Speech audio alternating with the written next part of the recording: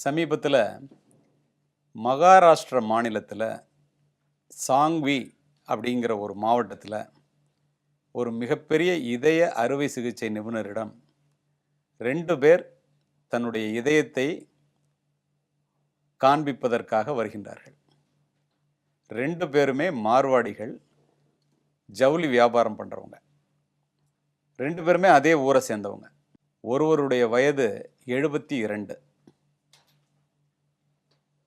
இன்னொருவருடைய வயது 44.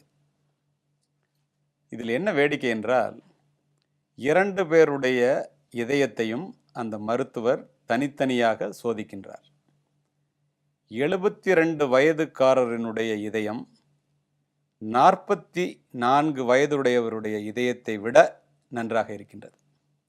ஆனால் 44 வயதுடையவருடைய இதயம் 70 வயதிற்கு மேல் உள்ளவர்களுடைய இதயத்தை போல வேர் அண்ட் டேர்னு சொல்லுவாங்க, உழைத்து உழைத்து களைத்து போகிறோம் இல்லையா, அது மாதிரி களைத்து போன இதயமாக, நிறைய இடங்களிலே இரத்த அடைப்புகள் இருக்கின்ற இதயமாக இருப்பதை அவர் கவனிக்கின்றார். அவருக்கு இந்த மாதிரி ஒரு வித்தியாசம், ஒரே ஊரில் வாழ்கிறாங்க, ஒரே சூழ்நிலையில் இருக்கிறாங்க, ஒரே தொழில் பண்ணுறாங்க, வயது மட்டும் 2 பேருக்கும் ஒரு 30 வயது தோராயமாக வித்தியாசம் இருக்குது. ஆனால் இளைஞருடைய இதயம் முதியவருடைய இதயம் போலவும், முதியவருடைய இதயம் இளைஞருடைய இதயம் போலவும் இருக்குமே. இந்த ரிஸ்க்குக்காக நம்மகிட்ட வந்திருக்காங்களே, இந்த ரிஸ்க் ஃபேக்டர் என்ன காரணத்தினால அவங்களுக்கு இந்த மாதிரி வந்திருக்கும் அப்படிங்கிறத தெரிஞ்சுக்கணும், அதை மற்றவர்களுக்கு ஒரு படிப்பினையாக இருக்கும் என்ற ஆர்வத்திலே ஒவ்வொருத்தரையும் தனித்தனியாக கூப்பிட்டு பேசுகிறார். முதல்ல அந்த 72 வயதுக்காரரை அழைத்து உங்களுடைய வாழ்க்கை முறையை, டெய்லி ரொட்டீனை சொல்லுங்கிறார்.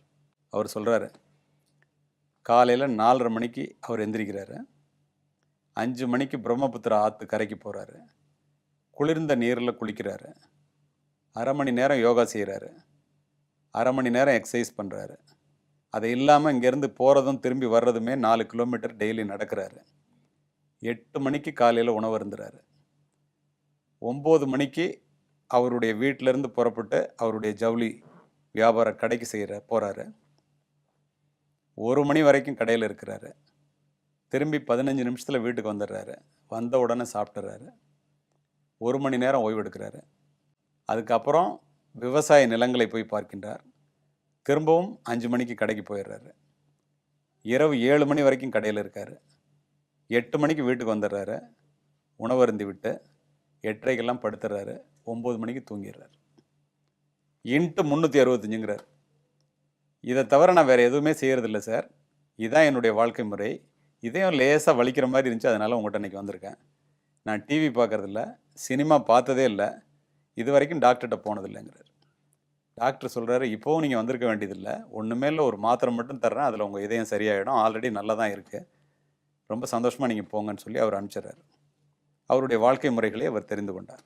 44 வயதிலேயே 70 வயதுக்கு அதிகமானவருடைய இதயத்தை போல இருந்ததல்லவா, அவரை கூப்பிட்டு உங்களுடைய வாழ்க்கை முறை என்னன்னு சொல்லுங்கள் அப்படின்னு கேட்குறாரு. அவரை கேட்டது இவருக்கு தெரியாது. இவர் சொல்கிறார், காலையில் 11 மணிக்கு எந்திரிப்பேன், 11:30 மணிக்கு காலையில் சாப்பாடு சாப்பிடுவேன்,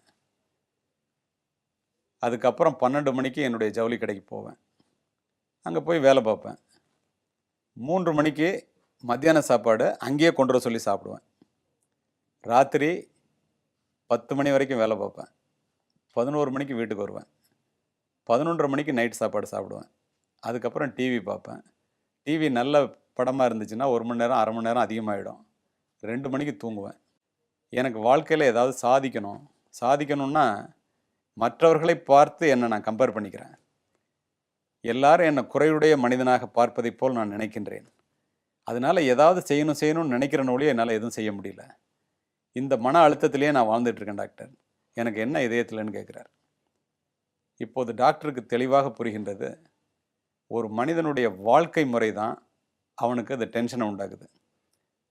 இவர் மற்றவர்களோட தன்னை ஒப்பிட்டு அவர் மாதிரி வசதியாக இல்லையே, அவர் மாதிரி பணக்காரனா இல்லையா, அந்த பிஸ்னஸ் மாதிரி நம்ம செய்யலையே அப்படின்னு சொல்லி அதை நினச்சி கவலையிலேயே தூக்கத்தை மறந்து நேரங்கட்ட நேரத்தில் தூங்குறது, எந்த விதமான உடற்பயிற்சியும் இல்லை, ஏகப்பட்ட மாத்திரைகளை சாப்பிட்டுட்டு சிறு வயதிலேயே இதயத்தில் இத்தனை கோளாறோடு வந்திருக்கிறாரு. இவருடைய வாழ்க்கை முறை தான் சரியில்லை என்பதை அந்த டாக்டர் உணர்ந்து கொள்கிறார்.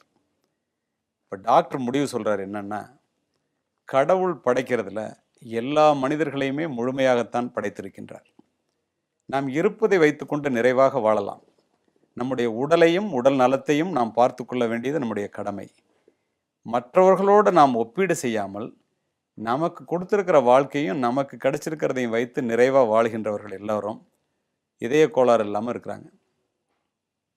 இந்த டென்ஷன் யாரெல்லாம் நம்மளே டென்ஷன் ஆக்கிக்கிறோமோ அவங்கெல்லாம் சிறு வயதிலேயே இதய கோளாறுக்கு ஆளாகிறாங்க அப்படின்னு சொல்லிட்டு கடைசியாக அவர் சொல்கிறாரு, the best doctor is doctor diet, doctor quiet, doctor happy என்று முடிக்கின்றார்.